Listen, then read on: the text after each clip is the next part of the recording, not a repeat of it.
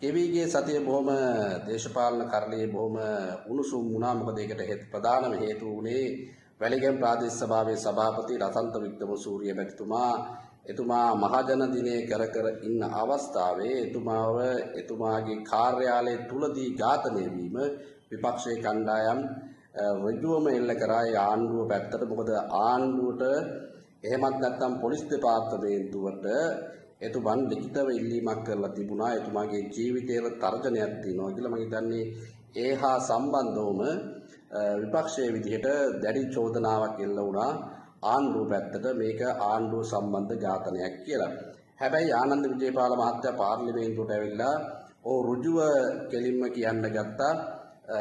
ආනන්ද විජේපාල මහත්තයා කියන විදිහටම පාතාලයට සම්බන්ධ පාතාලයත් එක්ක ගනුදෙනු කරපු කෙනෙක් කියලයි ලසන්ත කියලා. ලසන්තට තව අනුවෘත්ත නාමයකුත් පත් කරමින් එතුමාව තවත් අපහසුතාවයට පත් කරන්න උනා. ඊට පස්සේ මම හිතන්නේ ඝාතනය වෙලා දිනකට විතර පස්සේ ආනන්ද විජේපාල මහත්තයා කිව්වා හරියටම දින 3කින් මේ ඝාතකයව අත්අඩංගුවට ගන්නවා කියලා. මම හිතන්නේ ඊයේ දවසේදී ලසන්ත මැතිතුමාගේ දේහය භූමිදාන කරාට පස්සේ පැය කිහිපයකට පස්සේ මම හිතන්නේ කට්ටියක් කැකිරාව ප්‍රදේශයේදී අත්අඩංගුවට ගත්තා.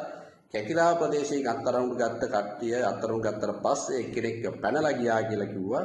මම හිතන්නේ මාධ්‍යයට නිකුත් කරා මාධ්‍යයෙන් සහාය ඉල්ලා ජනතාවගෙන්. ඊට පැය කිහිපයකට පස්සේ වෙඩික්කරු කියලා කෙනෙක්ව අත්අඩංගුවට ගත්තා මහරගම නාවින්න ප්‍රදේශයෙන්. ඉතින් අපි බලාන් හිටියා නාවින්න ප්‍රදේශයෙන් අත්අඩංගුවට ගත්ත ඒ වෙඩික්කරු හරි කියන කෙනාව පොලිසියෙන් අල්ලාගෙන ඌව මාධ්‍යයට ඌගේ සියලු දේවල් නිරාවරණය කරනවා. මම හිතන්නේ ඊට පස්සේ මේ නාටකයේ අවසන්ද කියන තැනට දේශපාලනය කරන දේශපාලන පක්ෂවල දේශපාලන ක්‍රියාකාරීන් විදියට අපිට දැනගන්නට ඕනේ ආණ්ඩුවත් එක්ක. මොකද මේක නාට්‍ය හා රංග කලාවේ තවත් ජවනිකාවක්ද කියන කතාව අපිට මතක් වෙනවා. මොකද ආනන්ද විජේපාල මහත්තයා කොහොමද හරියටම දවස් 3කින් මේගොල්ලන් අත්අඩංගුවට ගන්නවා කියලා කියන්නේ.